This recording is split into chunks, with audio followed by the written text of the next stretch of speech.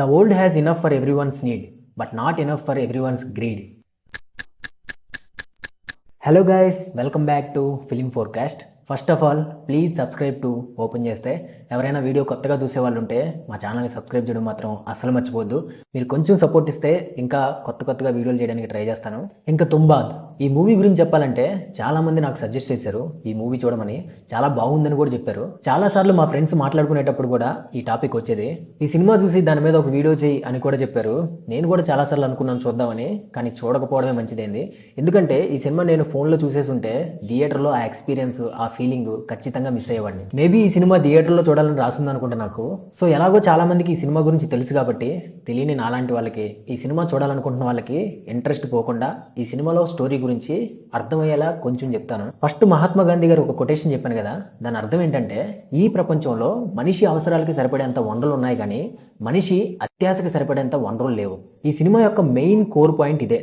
ఈ ఒక్క లైన్ మీకు అర్థమైందంటే ఈ సినిమా స్టోరీ మీకు సింపుల్గా అర్థమవుతుంది. ఈ సినిమా స్టార్టింగ్లో ఈ కొటేషన్ వేశారు. ఈ సినిమా ఏదో హర్రర్ ఫ్యాంటసీ జానర్ అన్నారు కదా, ఈ కొటేషన్ వేసారేంటి అనుకున్నాను. కానీ సినిమాలో టైటిల్స్ పడిన తర్వాత స్టోరీ నరేషన్ స్టార్ట్ అయిన వెంటనే ఒక క్లారిటీ వచ్చేసింది. ఈ సినిమా స్టోరీ ఏంటంటే ఈ లోకంలో ఉండే దేవుళ్ళందరినీ సృష్టించిన దేవతకి తన మొదటి బిడ్డ హస్తర్ అంటే అందరికంటే ఎక్కువ ప్రేమ. ఆ దేవత ఈ భూమి మీద ఉండే జీవులందరి కోసం ఆహారం అలాగే ధనం అంటే బంగారం అన్ని ఇస్తూ ఉంటుంది. కానీ ఆమె దగ్గర ఉన్న బంగారాన్ని అంతా తన కొడుకు హస్తర్ ఆక్రమించుకుంటాడు.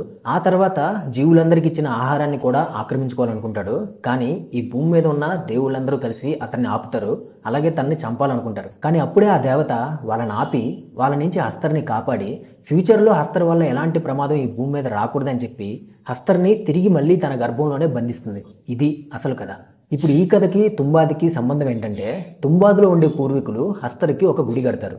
దాంతో దేవతలందరూ వాళ్ళని శపిస్తారు. దాంతో తుంబాద్లో ఎప్పుడూ వర్షం పడుతూ ఉంటుంది.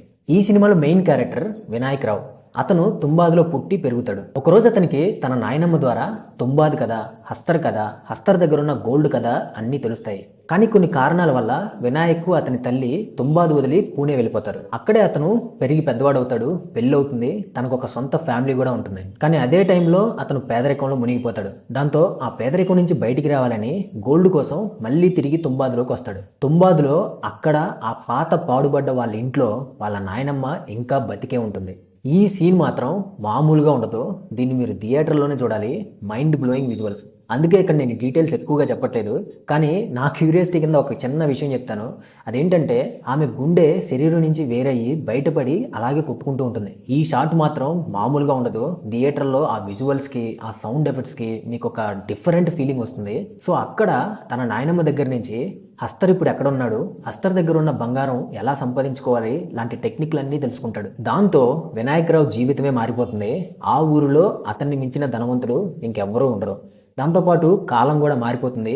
ఆ తర్వాత డబ్బు మీద ఆశ పెరిగి వినాయక్ రావు జీవితం ఎలా మారింది, అతని అత్యాశకి అతను అతని ఫ్యామిలీ ఎలాంటి కాన్సిక్వెన్సెస్ ఫేస్ చేశారు, చివరికి ఏమైంది అనేది మిగతా story. Moral of the story ఏంటంటే ఒక మనిషికి ఆశ ఉండాలి కానీ అత్యాశ ఉండకూడదు. ఈ చిన్న పాయింట్ని ఒక హర్రర్, ఒక హిస్టరీ, ఒక థ్రిల్లర్ ఇలాంటి 3 జానర్స్ని మిక్స్ చేసి చాలా బాగా చెప్పారు. మామూలుగా లేదు. ఇంతకంటే కొంచెం ఎక్కువ చెప్పినా కానీ ఈ సినిమా మీద మీకు ఇంట్రెస్ట్ పోతుంది.